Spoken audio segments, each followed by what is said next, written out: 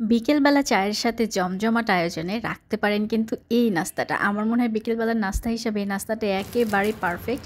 বানানো যত সহজ এবং লাগে খুবই কম সময় আর খেতে এতটাই মজা এটা আমার মনে হয় বাচ্চা থেকে বুড়া সবাই পছন্দ করবে। নাস্তাটা বানানোর জন্য প্রথমে আমাদের একটা আলু লাগবে। আমি একটা মিডিয়াম থেকে একটু বড় সাইজের আলু নিয়ে নিয়েছি।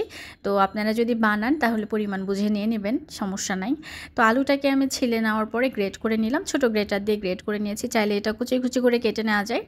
তো এবারে হচ্ছে এটা আমি একটু ওয়াশ করে নেব, কারণ আলুর মধ্যে যে একটা কষ থাকে না, ওটা দিয়ে যদি কোনো কিছু রান্না করা হয় মানে ক্রিস্পি টাইপের, পরে কেমন জানি নরম হয়ে যায়, যে কারণে আমি ওয়াশ করে ওটা চিপে পানিটা নিংড়ে রেখে দিয়েছি।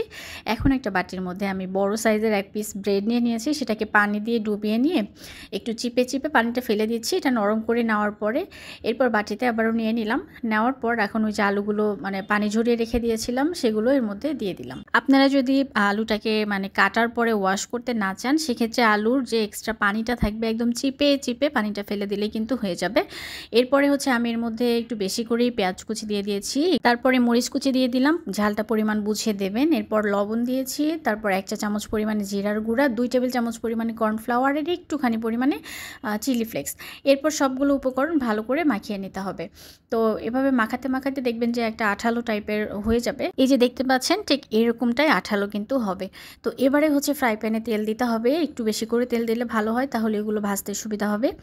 আর এরপর যেটা করতে হবে, এই যে এই মিশ্রণটাকে গোল গোল কিংবা মোটা মোটা করে না দিয়ে একটু চ্যাপ্টা চ্যাপ্টা, আমরা যেভাবে পেঁয়াজু ভাজি ঠিক সেভাবে দিলে দেখা যাবে যে এটা তাড়াতাড়ি ভাজা হয়ে যাবে এবং খুবই ক্রিস্পি হবে। তো এভাবে উল্টে পাল্টে 3-4 মিনিটের মতো হয়তো লাগে, তারও একটু বেশি সময় লাগতে পারে। একদম মাঝারি আঁচে এটাকে ভেজে নিতে হবে। এভাবে ভাজতে ভাজতে দেখবেন যে খুব সুন্দর একটা কালার চলে আসবে এবং একদম উপর থেকে বোঝা যাবে যে না অনেক ক্রিস্পি হচ্ছে। তো প্রথম ব্যাচে আমি এভাবে ভেজে নিলাম, এরপরে সেকেন্ড ব্যাচও ভেজে নিলাম।